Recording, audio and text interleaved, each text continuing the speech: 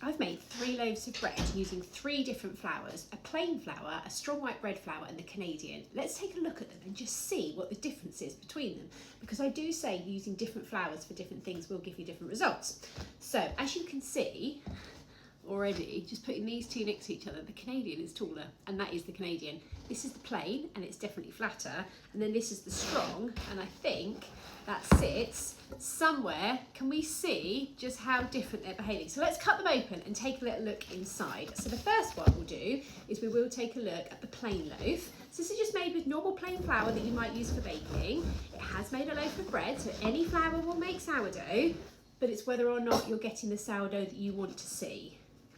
Oh, it's made a lovely crumb in there. Gosh, that's nice, isn't it? So that is made plain flour, but a very strong sourdough starter.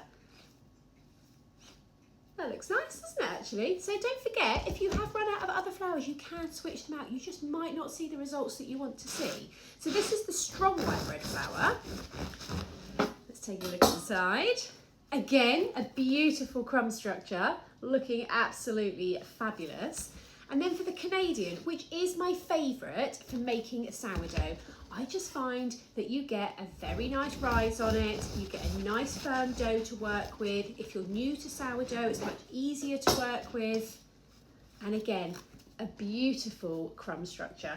But if we go back to the plain one, you will see the difference. Can you see how the plain is just flatter, whereas the Canadian is definitely giving us much more of a rise on the top?